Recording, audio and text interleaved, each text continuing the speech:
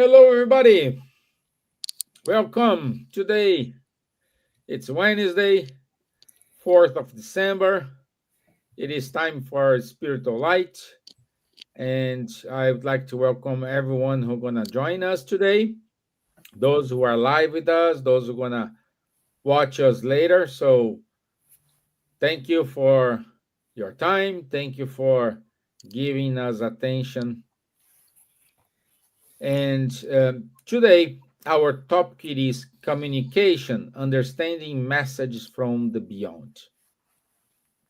It is a important topic connected with the mediumship series, and we will address these types of messages from the spiritual world.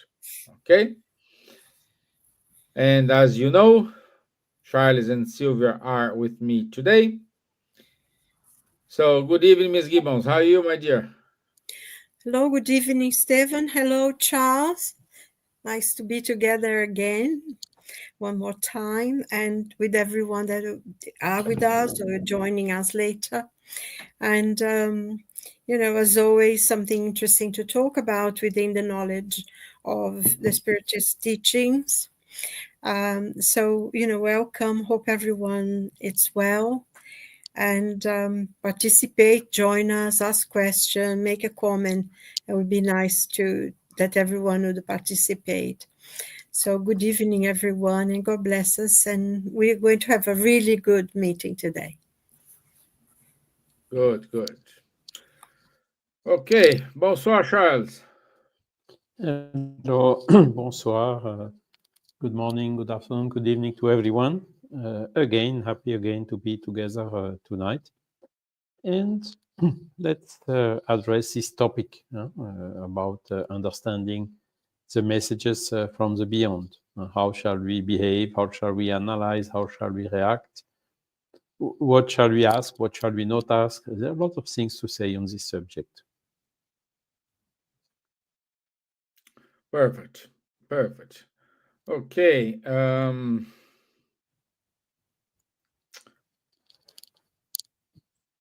Let me do here. Okay. So, as I said previously, um, communication with the spiritual world, it is a fascinating and at the same time dodgy subject because it is fascinating because you are getting messages from people they are supposed dead. It is fascinating because open your eyes for a lot of things, how you see the world, how you see yourself, how you see life, how you manage your life. But it's dodgy because who is giving those messages? Who are the the bridge between our world and the spiritual world? Today with the internet, I can have access to someone details easily.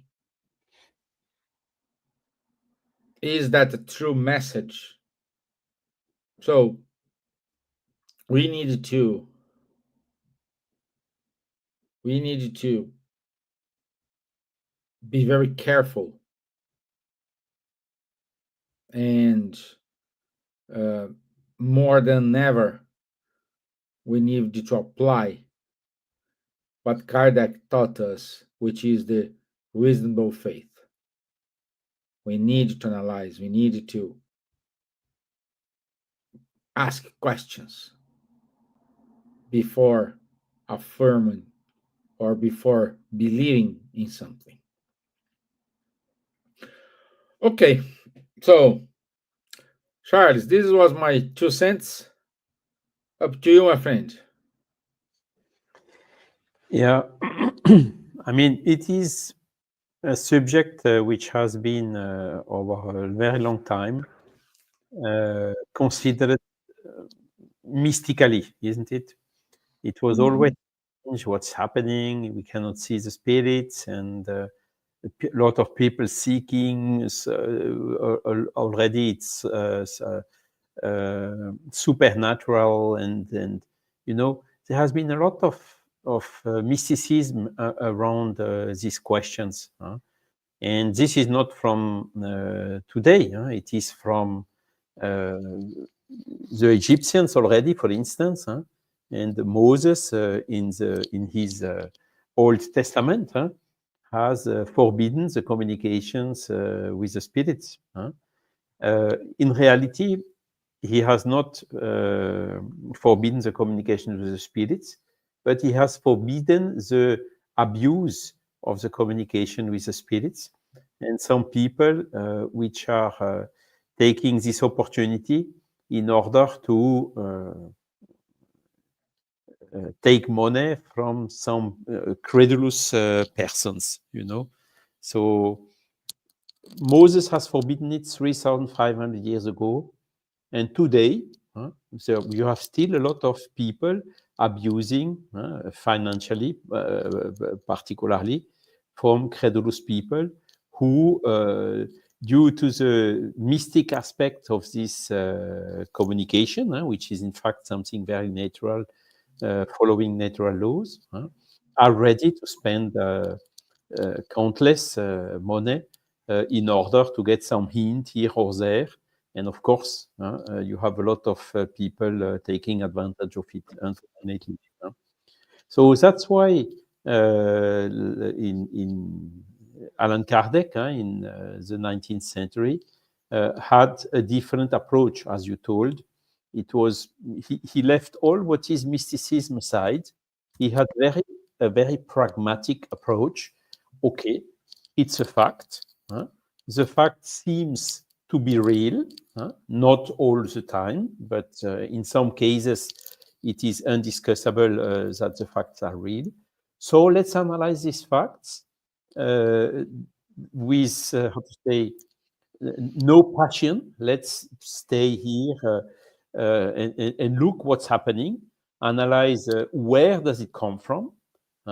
Are these sources of these messages more intelligent, less intelligent? Are they with good intent or bad intent?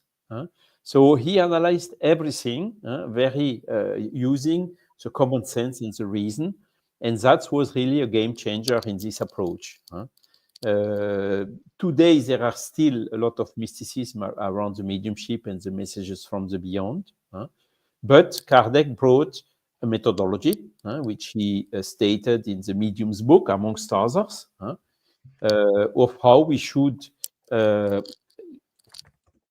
observe, analyze, use or not use this faculty, which is again a natural faculty which exists since the human being exists on the world, having communications or influences from the spirits to the humans. Okay, so I mean that's just as an introduction. Okay, so the spiritist body of knowledge is mostly about that.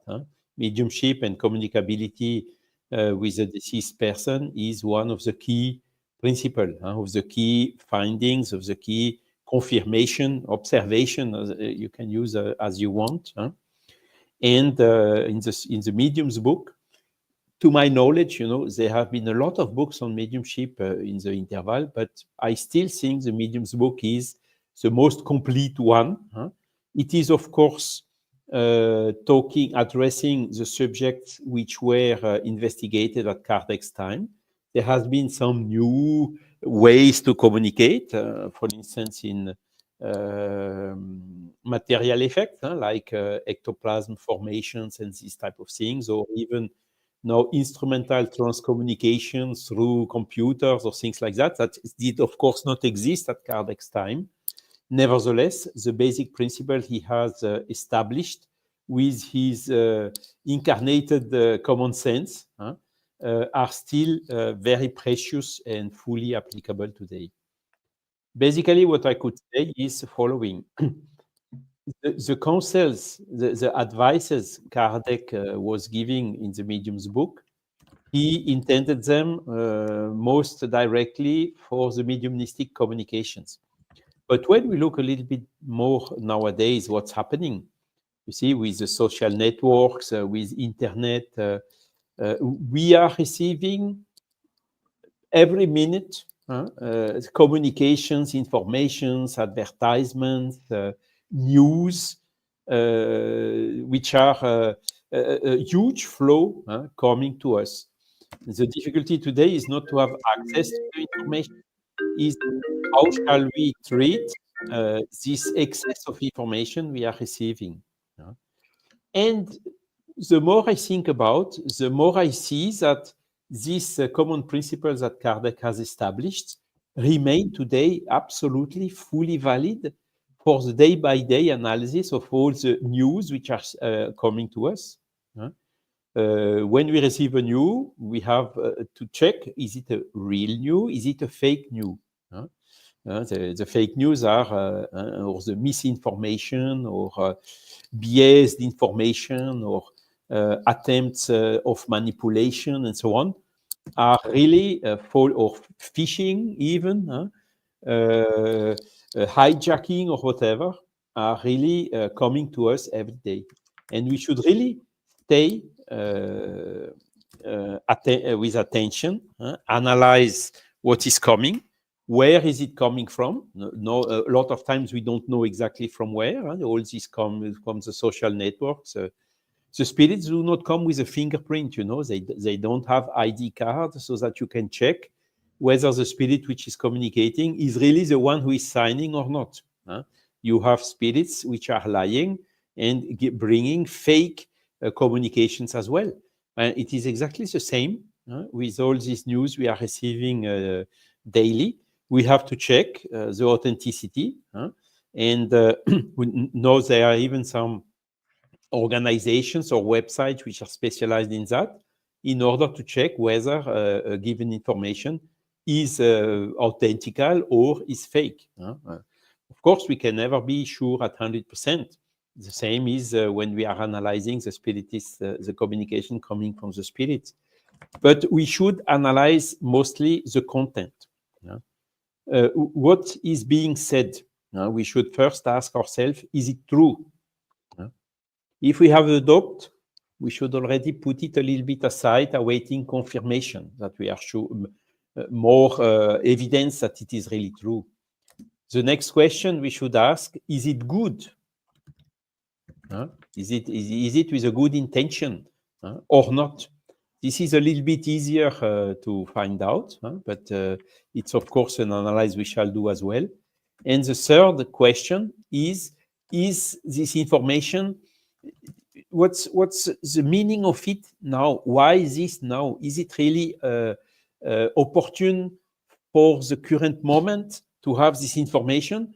Or is it maybe hiding some second intention, all these are criteria that we shall use to analyze all this information, including the messages from the beyond, which are coming to us. And what I would say also is a lot of people, of course, which are mourning and which are really sad because they lost some beloved ones and things like that. They are really keen and eager to get some message from beyond. Is he good? Is he not good? Is he doing well? Did he really survive or not? All these questions which are fully legitimate. And that's also an area which is where we have to be extremely careful, because you have a lot of people which are also trying to explore the despair of the people. So you see, it's a very unfair attitude that we as spiritists are condemning, because basically the best authentic messages we receive are the ones which are coming spontaneously.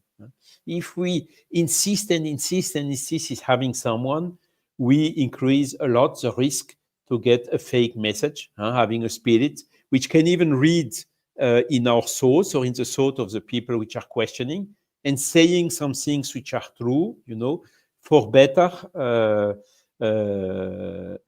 to say, inspire some false credibility. And of course, behind such attitudes, there is always an interest somewhere. And as soon as there is money involved in this, we should even take double care, not to be cheated.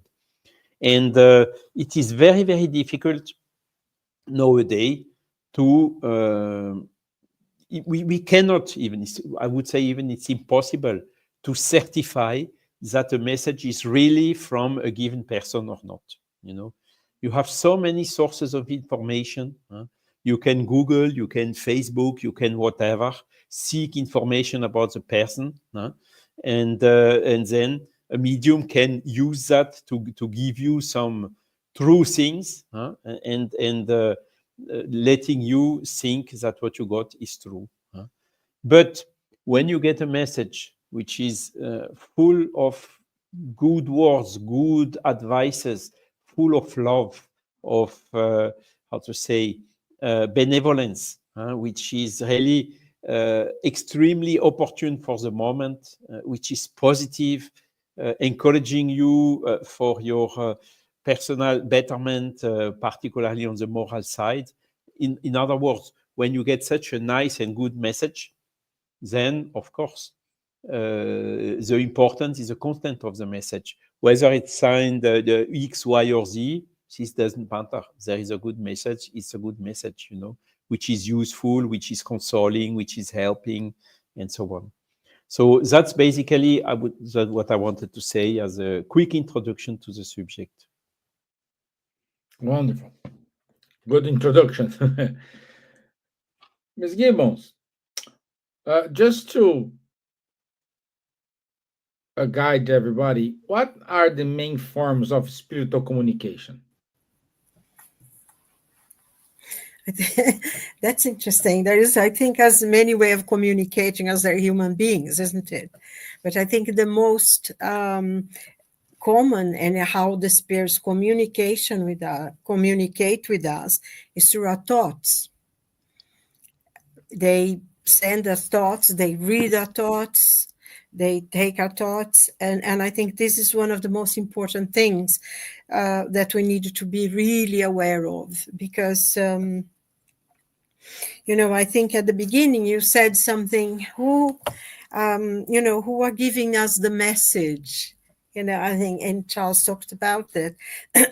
And I remember reading once that he said, tell me what you think, and I'll tell you who are giving you the messages. It's because whatever we think, we communicate, we influence people with our thoughts, because thoughts are electric fields. They are pure energy, and they go out. So when you think about someone with kindness, with love, someone we don't see for a long time, and we think about them, we send them love, they think of us, because they feel the communication coming in, they feel their message coming in.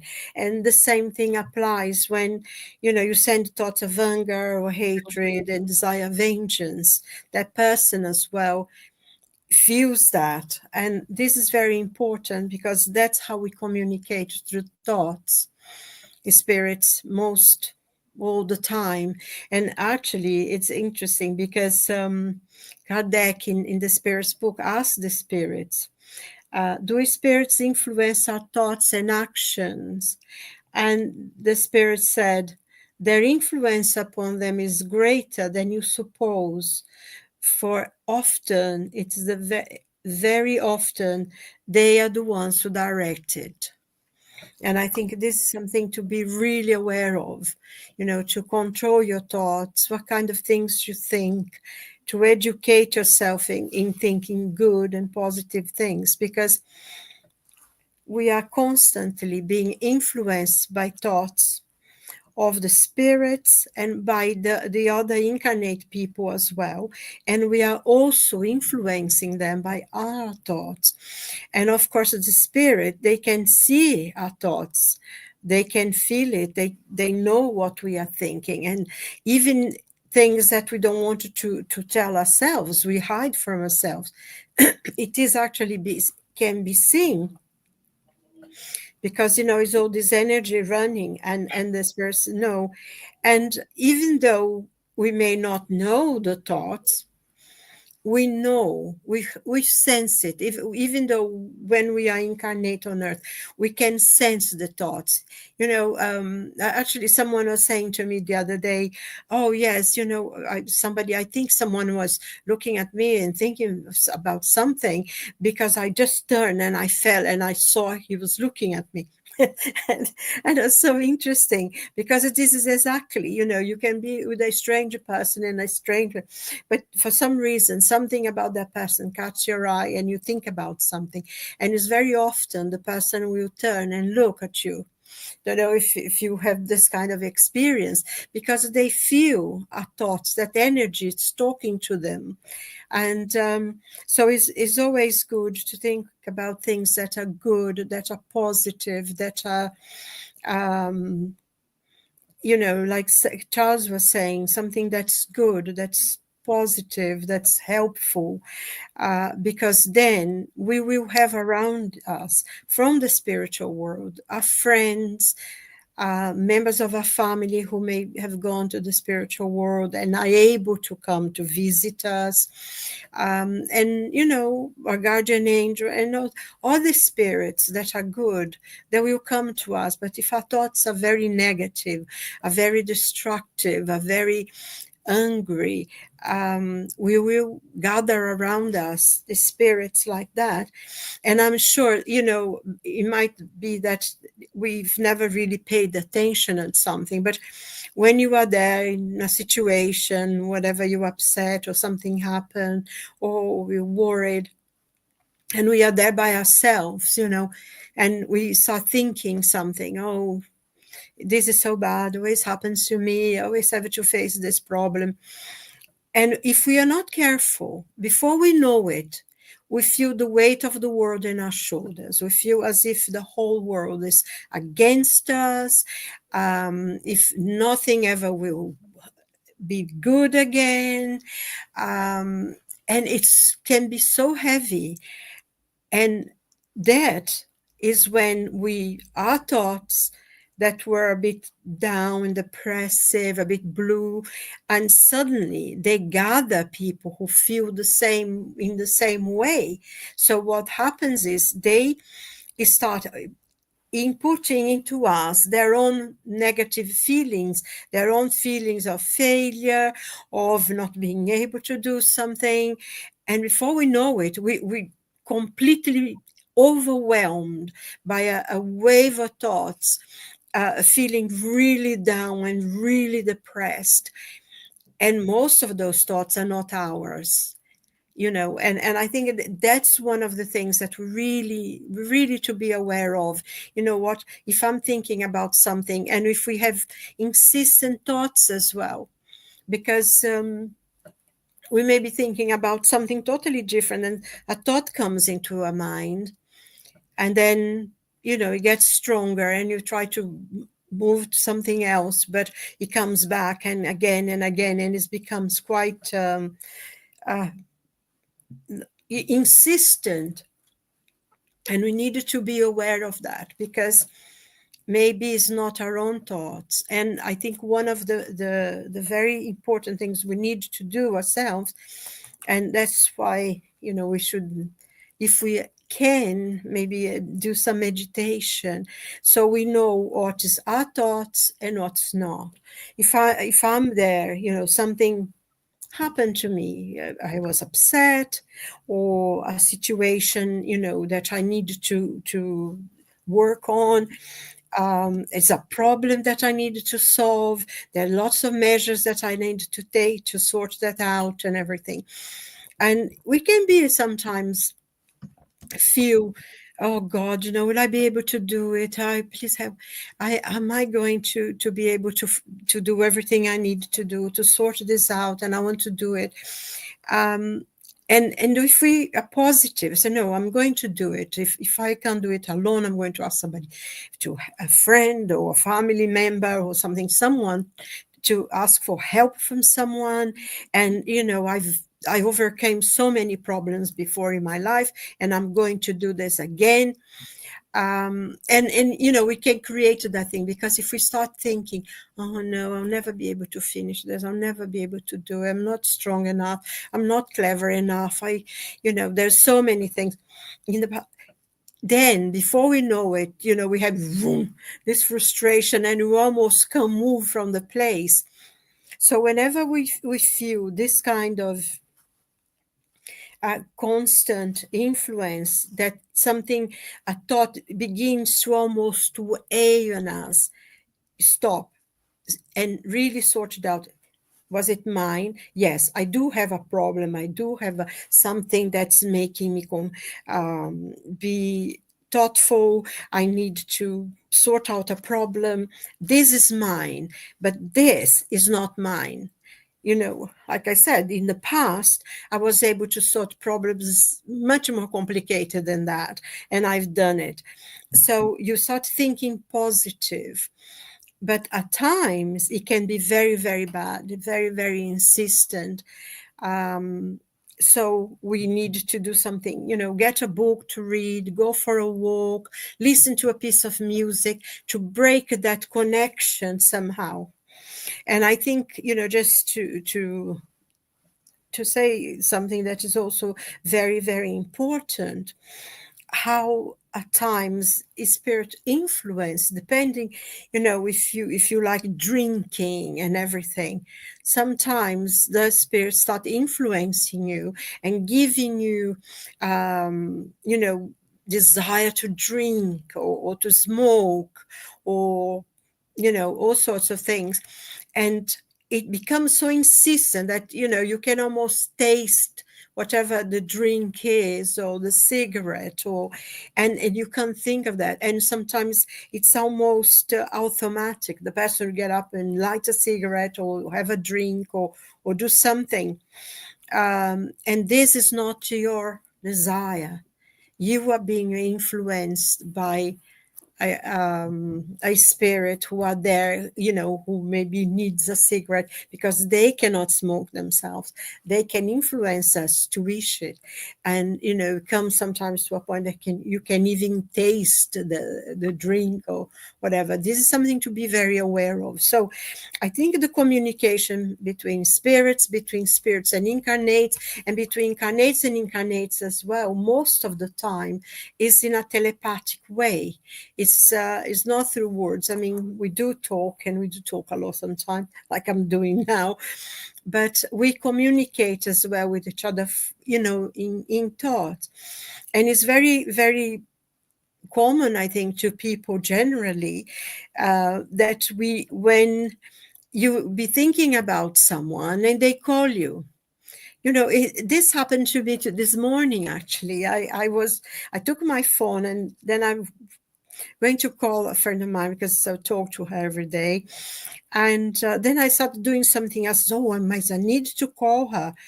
And then the phone rings, and it was her. I said, oh my God, I just got the phone to call you. And this happens all the time. It's almost like,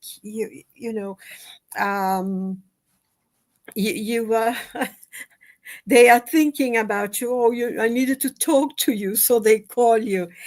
It happens to all of us, this all the time. You'll be thinking about someone, the phone rings, and they are there.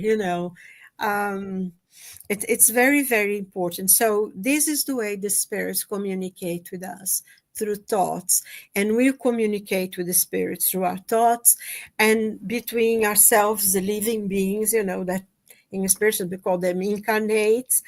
We communicate with each other as well. So it's very, very important to be aware what we think, to be aware that we think something that's good, that's positive, that attracts to us like-minded spirits and people as well. because even though we think most of the time we seem to go through life as if we don't know what we're going, but we have all this influence around us, and so we need to start being aware what is ours and what is the influence. And if it's not a positive one, we can dump it, you can drop it and go and find something else, and communicate through good things and through love. So especially at this time of, that there's so many problems in the world, there's so many wars, there's so much division, so much hatred, and all sorts of people thinking this and that and division everywhere. This is very, very important that we keep our thoughts clear and concise and very objective to what we want to achieve. Because if we put our minds to, there is an expression, isn't it?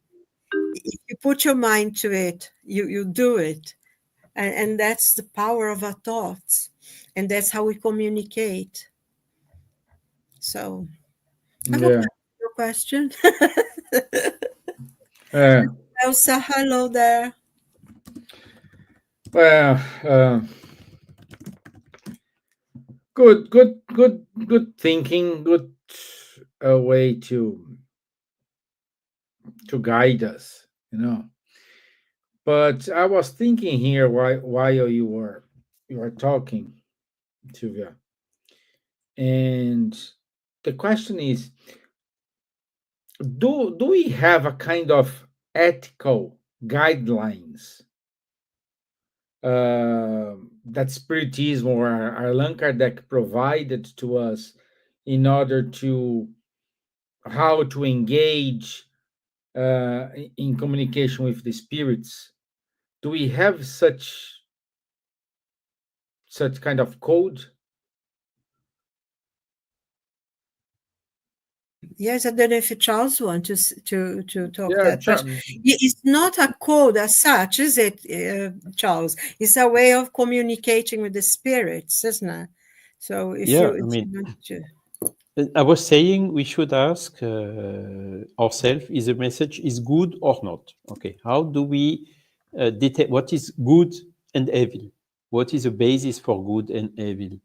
Yes, we have a code, or at least a hint in the Spiritist body of knowledge, which is good is all what is in harmony with the natural law, and evil is all what is not in harmony with the natural laws. Okay, so these natural laws are the laws of God and are also encompassing the moral laws. Okay, so about moral or ethical teachings, we have a lot. All the religions have a content of moral teachings. You have in from Jesus, you have in Buddhism, you have in everywhere. You have you should do this and you should avoid to do that. And when we look a little bit closer to these moral laws across all these religions, we find that there is a common core of them. I think I told it already. I had the huge opportunity to be in year 2000 in August to the Millennium World Peace Summit, which was organized by UN in New York.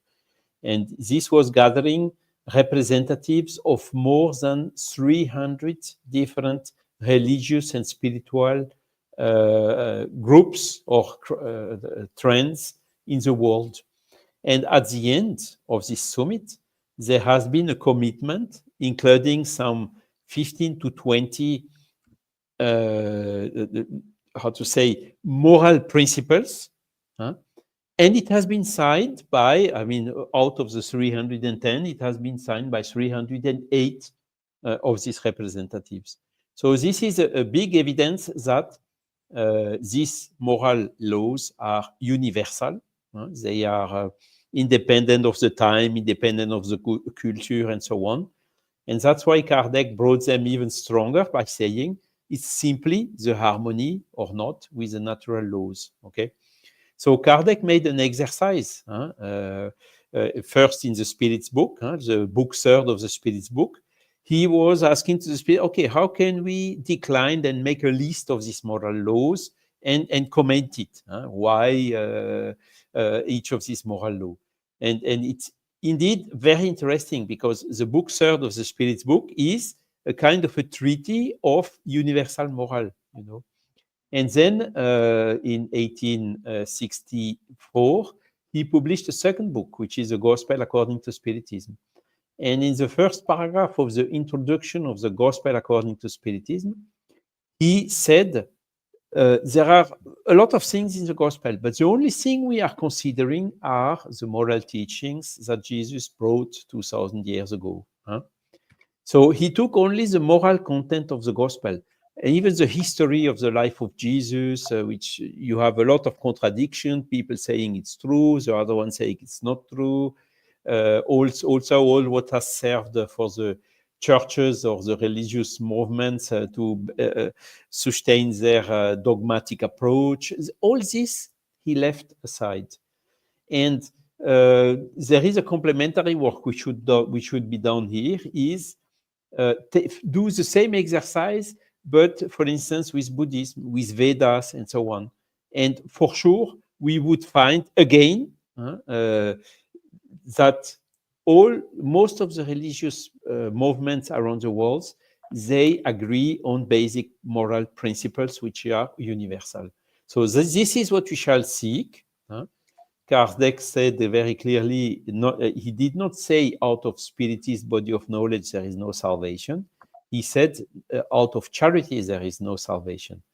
And this is a key rule which governs the relationship between us and other humans, other incarnated, and more even between us incarnated and the discarnated spirits.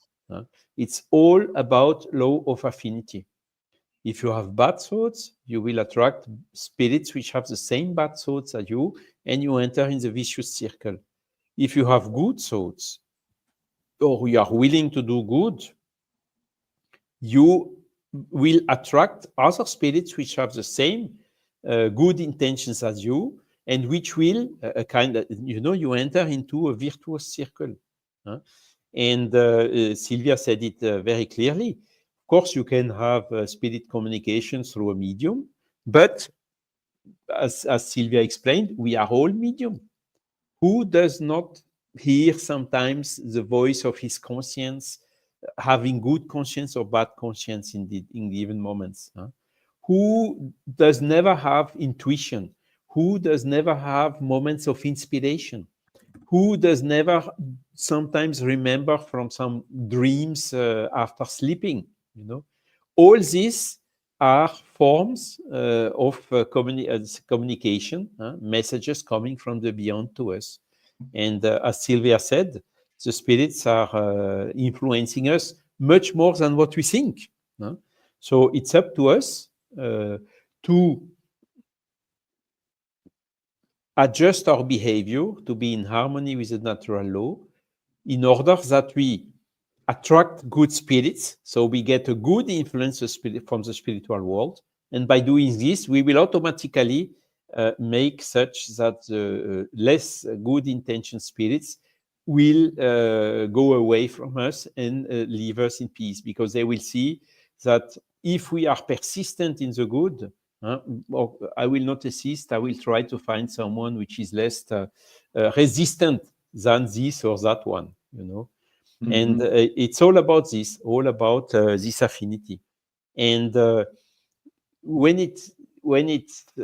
we study these moral laws, when you look, the example we have in Christianity is of Jesus. Of course, we should never claim it's the only one, it's the best or whatever. It is a good example, okay? So let's follow the teaching he has brought, and let's follow the example he has given by his personal behavior to be compliant with his teachings. And by doing this, hardly we will be on the wrong way. Yeah, good. Yeah, we want to compliment? Go ahead. Sorry, no, it's just something that what Strauss was saying, because relating to, maybe there's some negative spirits who want to cause problems, and but if we insist in our behavior of being charitable, of being kind, of being forgiving, they may say, oh, this person is waste of time, as Charles said, I'm leaving them, let them. But on the other hand, there will be other spirits who would say, oh, this person is sincere, they are a good person. I think it would be good for me to follow their example and change, and start changing their behavior instead of trying to, provoke people in doing something wrong. They themselves will learn to do good. So I think it's very, very important how our lives connect, to each other, and how we teaching people all the time, and how we are learning also all the time. It reminds me, this time of the year, that film, It's a Wonderful Life, it's a very known movie. It shows all the time, every Christmas. But I always remember that because it's so important, like that man, he, in a way, he had lots of dreams and everything, but he always stopped to do what was right, what was help for other people. He, in a way, he sacrificed quite a lot of, well, his dreams and everything. He always sacrificed to help others. And it wasn't anything that he was forced to do. It's something just he chose to do, who chose that path. And when something really bad happens, and many people say, why, he was such a good man, why something so bad happened to him? But that's how life sometimes teaches us. And he tries to, oh no, my life is over, it's no good. And eventually he finds this angel, and in a moment of despair, because he was really desperate, because something so terrible had happened. And he said, oh, I wish I had never been born. And the angel said, is that what you wish? And he said, yes. And then, of course, he goes back to the town. I don't know if you remember how the movie goes, and it's a completely different people, the place, the city is complete, the town is completely different. The people he knows, he grew up with, they know him, he knows them. They strangers, they are all different. They treat them in a very different way, and he can't believe it. And he gets, then he sees how bad things can be, and he said, oh no, please take me back, take me back. And then eventually, he comes back, and everyone was anxious, was desperate to find where he had gone and try to help him. And everybody came to help him. And then he realized, and I always find that part of the film extremely important, because it's something that we forget, how, without realizing, we affect other people's lives, our friends, our family, the way we talk, the way we behave, the choices we make, if we extend a hand when someone is in need, and then you go, you don't expect for anybody to say thank you to you. And some people will never do that anyway, but it's not your problem, it's their problem. You were there and helping when you could. And I think that's why I think this film, I like it, and it really very special to me, because it shows us, when they used to make this kind of movies anyway, when he says, I wish I had never been born. And I think sometimes we go through situations in life that I wish, and it's not quite true. And the difference that it makes is very shocking, to see. Of course, he says, especially for them, but we as well, how many people we have helped without realizing we've done that. It was a moment of kindness. We didn't even think about it. We say, for instance, you were in there and you said, oh, would you like to sit down? You stand up and give a seat to someone. We don't know how that person was feeling. It could have made the whole difference in their lives on that day, or just smile with someone. And I think we connect, we influence other people, and they also influence our lives. So I think that's an important example. Do the best you can always, and be true to yourself, and try to forgive, and try to, as much as we can. Of course, we get upset, we are human, we still feel that, but try not to reply or to send back the same thing we receive. As much as we can. Oh, God help them. you, you don't feel like, oh, please, God help them. So, no, God help them. But at least you're saying something positive, eventually, because we are being influenced, and we are learning from other people. We are being taught all the time, but we are also teachers. And this is very, very important. What example are we giving? When I do the gospel at home every week, and I remember once I got this part of the false prophets, and I was, oh yes, yeah, the false prophets, and then suddenly came to me this idea, which I'm sure was sent to me by the spirits who were with me. If you don't do the things that you study and you say you do, you are also a false prophet. Oh, this is huge. It is real, isn't it? So Yeah, I this think is huge. we always think the false prophets are there, them. We do forget that sometimes we are, because if we don't do what, because I think that's one of the things, like I think what Charles is saying, the body of knowledge that the Spiritist gives us is a real big, is an understanding that really gives us boundaries, really makes us think, really bring us into ourselves and see how much is my right and how far can I go before I invade somebody else's right and space, and how can I behave. And I think thinking about Jesus, and especially now that he's coming, we are waiting for his return somehow. He always gave love, even when he was being, when people were behaving badly and he was saying so.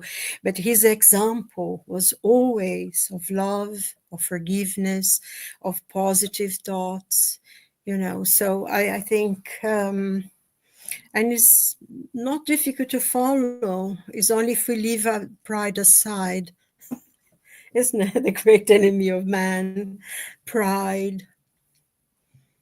So there you are. The question is, 2000 years passed already since he was on Earth, isn't it? How long still will we Yes, need to understand his message? How Yeah. long still will yes, we need to put the message in practice? That is the exactly. comeback and that is really the trigger for a change of the world. And it starts in every one of us. We should seek to do this, to follow this example, to stay in harmony with the natural law ourselves, and that is the best way we have, on which we have the full control, in order to contribute for a better world. Exactly, because if you think what everything that Jesus said in the gospel is resumed in one sentence that he said himself. When they asked, well, what shall I do? And he said, love God and love your neighbors yourself, and do unto others as you would they did unto you. And I think if we did that, we would be at peace. Because if we did to people only what we want them to do, how I feel if someone misbehave or mistreat me or humiliate me or is angry and if we treat people the way we would like to be treated, this 2000 years now would be peaceful. We would respect each other, and it's something we need to learn, but we choose is still pride, is still a very strong part of, to feel superior, to feel that, you're better. Because also, Jesus taught a lot of humility. He was and he is the greatest, the purest, the most wonderful spirit to have put his foot on this earth. And yet he lived with the poor. He lived with the ones who nobody cared for. In complete humility. He never had anything. He only gave. He gave love. He fed people. He healed them. But he didn't even take that. He never said, I healed you. He said, your fate healed you. Your fate, you yourself healed you. And I think, that also, I think sometimes people see humility as something that other people needed to step on, and that's not true. You can be humble, and you don't need to be under anybody. You can hold your own. And those are amazing things that I think, especially now with the coming of Christmas, and when we remember, of course, it's a different date maybe, but when we remember the coming of Christ and what he taught us, it's very important for us to remember a little bit of humility and a little bit of and follow that example, to do to others what they did to us. It's a good measure to It is huge. yeah. It's a golden rule, really, isn't it? And basically, what is the intent of the good spirits in sending us messages or influencing us? It's to help us to grow. It's to help us to Yes. progress. It's to help us to become every day a little bit better than the day before. That is their goal. Their goal is not to say our future or to give us the number of the lottery or for material stuff. Not at all. This is what we have to understand. If we are looking for material stuff, money has no course in the spiritual world. So they don't care about money. Of course, they care about us. They care that we don't miss anything or that we at least have the necessary. But they will never ever do anything for us to get superfluous stuff, because they know it's not good for us.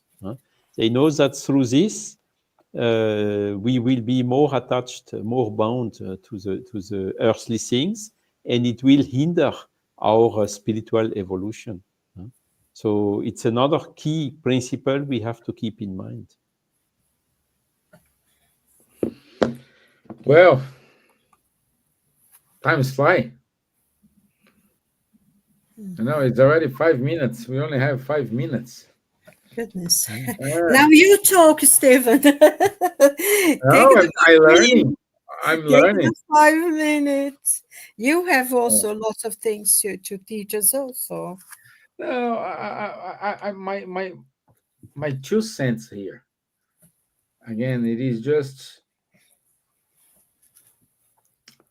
just how to validate a true communication. How, when we are receiving a communication, how to be sure that's a true communication. I think that we always have this in mind. We always have, and we see a lot, like, for example, if a medium receive a message, I don't know, let's say from a spirit, and you say, okay, let's check the authenticity of this message. The medium gets angry. Yeah, but then it's I think that that's the difference, isn't it? Because if the medium gets angry, then it means that the message is negative. Yeah. I think because there are two things. I think 2 points. I don't know how Charles feel about that. First of all, is the messages that we all receive from spirit, all of us. Messages of support, messages of encouragement, and also other messages sending us to the wrong place. That's fine. But I think you're talking in a sense of messages that we get in a mediumship group, which is worked with a group of mediums working together, receiving message, doing some work between, the two worlds.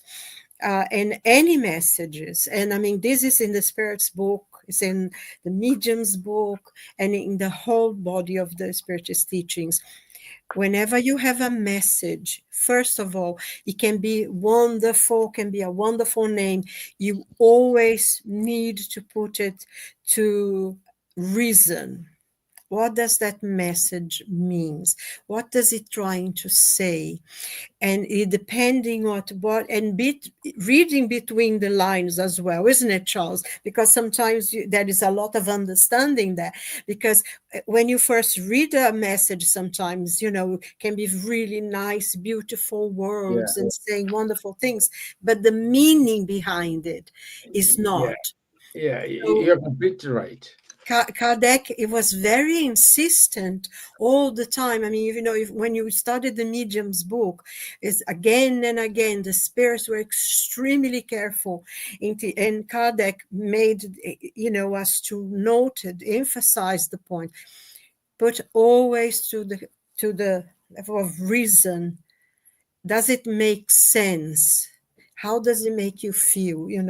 Weigh it, and I think that's a good um, Yeah, I would say also you need to check the content. For I think the first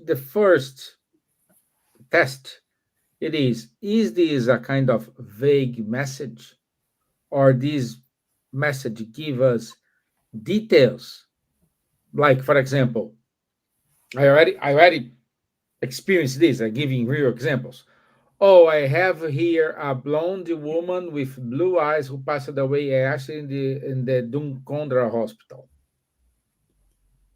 Someone was, oh, it's my auntie. Oh, started to talk. No, so come on, how many blonde girls, blonde women with blue eyes we have here in Ireland? Otherwise, I experience messages in which, hey, I'm okay, blah blah blah blah blah blah. We have a document. This document is in the second drawer in my wardrobe, next to the shoes. Whatever, so gave you details, gave you context, and I think there is one thing is I think we need to, and we've already more or less gone the time, but very briefly, and we can come back again to another time talking about this. But I think one of the important things is that mediumship is something to do, which is laws, is physical laws. A medium is, his body is prepared for mediumship. So sometimes there is everything to do with vibration, with level of energies and everything. Sometimes a medium does not balance in the same level of that spirit, so they cannot transmit a message from that spirit. And this, it must be very, very the medium, as good as he is, if they don't how do you call it, vibrate in the same level, they cannot give the message. It's like a radio, isn't it, Charles? Maybe you could put in better words. When you're tuning a radio, until you get to the right point, you cannot hear anything. And mediumship is exactly like that. So if a medium, if anybody out there receives a message, oh, I needed to check this message, and the medium gets angry, my suggestion to you is throw the message away, because the medium always it doesn't matter. You can go, please go and check, make sure that's a true message, is something that's good for you. That's what a good medium would do. He would not be offended. If he is offended, then, it's a very different level of thing. So, but we can have Yeah, we can have a whole yeah. program We about can, just we can that. start talking here for a long, long time. Just summarizing, to be absolutely sure, it is impossible. We can never be absolutely sure about the authenticity of something, of a message or whatever. But again, we gave the criteria. Is it good or is it not good? So this, yes, we can, with a very strong certainty, analyze whether the message is having good intentions or good intent or not. So that is what you should focus on. It's true. Okay. It's Good. an Okay. exciting topic, isn't it? Yeah. There is a movie, I think it's it is in English as well, not spoken, but with legends in English. It's The Mothers of Chico Xavier. Oh, yes, yes, Yeah, yes. I really advise strongly to look at it because there you can see some example of messages with full of details, as Stevan just told, of Yes. people that Chico was absolutely not knowing, not even knowing they were coming to visit him, and full of proof of identity, stating 10 information and 10 information being truth and totally ignored by him. That's then when you get some very strong evidences about the authenticity. But Yes. 100% sure, we are never. It's not only in mathematics you can be, but in human sciences or in physics or whatever, 100% certainty does not exist. Yeah. Absolute proof does not exist. Good. Okay. So I had a problem with my PowerPoint today. I cannot share my screen. IT is working on my PowerPoint, so unfortunately.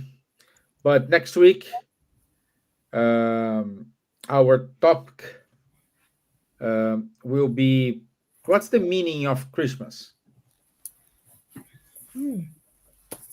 So Yes. Christmas, let's not the holidays. Christmas. let's we are approaching the holiday season, so let's talk about it. Christmas season. We're Christians. We are in Yes, December that would already. be nice. Yes. Good. Okay. So thank you, everybody. Thank you, Lou, for being with us. Thank you, Elsa, for sharing your comments and everything with us. Merci, Charles. Thank you, Thank Silvia. you, rien. Thank you, Stevan, Charles, And lovely. I'll see you next week. Thank Bye, you. Bye Lou bye. and Elsa God and bless. everyone. God bless you. Bye. Bye bye.